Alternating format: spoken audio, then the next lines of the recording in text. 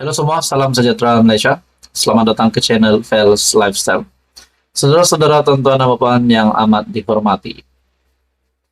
Baru-baru ini kita mendengar permohonan Muhyiddin Yassin untuk memohon pasportnya. Sebabkan beliau mahu keluar negara, bercuti bersama keluarga, dan ingin membuat rawatan, kalau saya tak silap, ataupun pemeriksaan kesehatan di luar negara. Disebab itu, Presiden Bersatu ataupun pengerusi Perikatan Nasional mahu pasportnya kembali. Nah, akhirnya pihak pendakwaan, apa pandangan ataupun apa respon pihak pendakwaan setelah Muhyiddin mahu pasportnya dikembalikan? Ini pasti satu lagi kejutan buruk untuk Muhyiddin. Setelah dalam satu artikel ini mengesahkan pendakwaan membantah permohonan Muhyiddin dapatkan paspor cara kekal. Nah, saudara-saudara, mungkin kita boleh buat tajuk berita hari ini ataupun video hari ini, Selamat Tinggal Muhyiddin. Artikel ini dari Malaysia Kini menyebut, pendakwaan bantah permohonan Muhyiddin dapatkan paspor cara kekal. Pendakwa raya akan mengemukakan bantahan terhadap permohonan pengerusi Perikatan Nasional Muhyiddin Yassin untuk mendapatkan pasportnya secara kekal.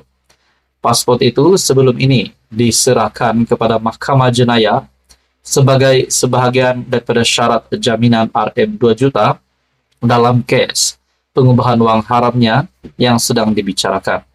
Nah, saudara-saudara, di sini kita masih dapat lihat Muhyiddin masih berisiko untuk dapat dibuktikan bersalah. Nah, adakah ini akan membawa Muhyiddin sekiranya dapat dibuktikan bersalah, akan membawa Muhyiddin ke dalam satu lagi ujian yang besar. Mungkinkah beliau akan dikenakan tindakan undang-undang sehingga mungkin berisiko untuk dipenjara. Nah, saudara-saudara yang amat dihormati, berkaitan dengan paspor Muhyiddin yang mahu pasportnya dikembalikan. Setelah artikel ini tersebar luas di seluruh Malaysia, terdapat ada juga pemerhati-pemerhati politik yang berkata, mungkinkah Muhyiddin keluar negara untuk berjumpa ataupun reunion dengan menantunya yang kini menjadi buruan SPRM? Bukan saja SPRM, tetapi yang mengejutkan, International Police ataupun Interpol juga sudah terlibat dengan pencarian menantu Muhyiddin Yassin. Nah, adakah ini dapat dikaitkan? Muhyiddin yang mahu keluar negara untuk bertemu dengan menantunya. Nah, itu menjadi persoalan yang bermain di pikiran ramai orang. Terutamanya saya sendiri pun berpikir juga, adakah sekiranya Muhyiddin mendapat paspor beliau akan berjumpa dengan menantunya? Nah, itu menjadi persoalan. Nah, berkaitan dengan menantu Muhyiddin, ada juga kata, mungkinkah menantu Muhyiddin akan ditangkap oleh Interpol di luar negara? Nah, saudara-saudara, kita kembali di dalam artikel ini, di mana pihak pendakwaan bantah permohonan Muhyiddin untuk dapatkan paspor secara kekal. Timbalan Pendakwa Raya Nur Asma Ahmad memberitahu Mahkamah Session Kuala Lumpur bahwa mereka memerlukan lebih masa untuk mendapatkan permohonan Muhyiddin. Notis permohonan telah disampaikan kepada kami pada 17 Oktober. Kami akan membantah permohonan ini. Kami memohon 2 minggu untuk memfailkan afidavit pendakwaan sebagai jawaban, kata Nur Asma kepada Hakim Perbicaraan Azura Alwi. Azura kemudiannya menjadwalkan semula perbicaraan awal yang ditetapkan mengenai permohonan Muhyiddin kepada 23 November. Nah, saudara-saudara, apa komen Anda berkaitan dengan artikel ini? Akhirnya, selamat tinggal Muhyiddin, pendakwaan bantah permohonan Muhyiddin dapatkan paspor secara kekal. Sekian saja untuk kali ini. Teruskan bersama di dalam channel ini untuk info yang seterusnya. Halo semua, salam sejahtera Malaysia. Kembali lagi dengan satu lagi isu hangat hari ini. Tonton dan yang amat dihormati, baru-baru ini kita mendengar penolakan yang nyata oleh Tan Sri Abdul Hadi Awang, Presiden PAS, terhadap tawaran daripada kerajaan keterbukaan daripada kerajaan untuk PAS menyertai kerajaan. Adi Awang menolak kemungkinan PAS akan menyertai kerajaan. Bahkan di dalam penolakan itu, Hadi juga membuat kenyataan bahwa PH, parti yang kotor, berkata ada bekas banduan, berkata ada bekas peraswa dan juga klaster mahkamah. Saudara-saudara yang amat dihormati, sebersih manakah parti di dalam kerajaan Malaysia ataupun di dalam negara Malaysia yang bersih sehingga mampu berkata PH itu kotor? Nah, teman-teman dan puan, ini salah satu bukti bahwa Gabungan Perikatan Nasional juga terlibat mahkamah.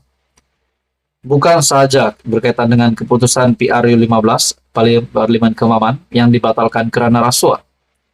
Nah, saudara-saudara, dalam satu artikel dari Harapan Daily, ini pasti satu duka cita besar untuk PN, Bersatu dan PAS. Salah satu kepimpinan besar Bersatu disahkan, dituduh lagi berkaitan dengan rasuah. Saudara-saudara, artikel dari Harapan Daily, pengubahan wang haram RM 6 juta. Wan Saiful tiba di mahkamah.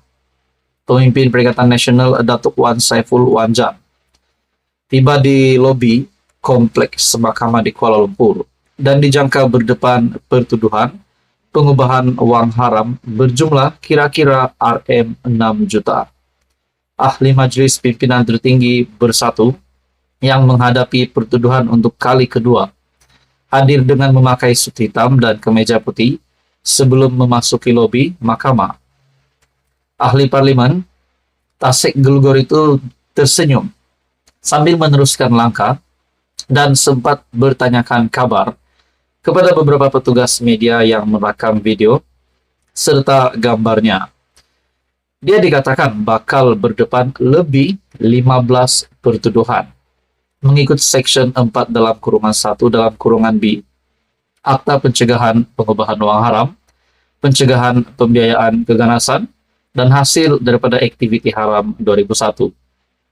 Terdahulu, Wan Saiful didakwa meminta suapan uang daripada Lian Tan Chuan sebagai dorongan untuknya membantu syarikat Nepturis Sdn Bhd mendapatkan projek Central Spine Road serta ke persimpangan Lebuh Raya Pantai Timur daripada kerajaan Malaysia secara prakelayakan yang jumlah keseluruhannya RM 232 juta.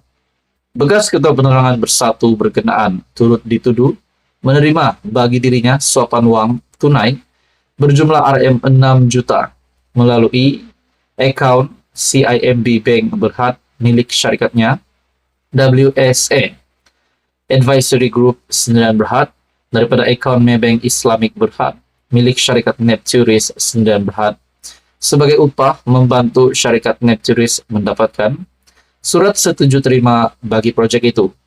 Bagaimanapun, Wan Saiful memfailkan permohonan untuk membatalkan dua tuduhan itu pada 29 Mei dengan alasan pertuduhan dikemukakan ke atasnya adalah cacat tetapi ditolak mahkamah. Adakah di sini Bersatu Perikatan Nasional berisiko kehilangan satu lagi bos besar ataupun satu lagi kepimpinan tertinggi Bersatu, yaitu Wan Saiful Wanjan? Saudara-saudara, tuan-tuan dan puan, adakah Wan Saiful Wanjan berisiko untuk dikenakan tindakan undang-undang sehingga berisiko untuk dipenjara? Nah, semua itu menjadi persoalan dan kita nantikan apa keputusan selepas ini. Tuan-tuan dan puan yang amat dihormati, sekian saja untuk ulasan kali ini. Teruskan bersama di dalam channel ini untuk info yang seterusnya. Mohon bantu channel ini dengan menekan butang like, share, dan juga subscribe.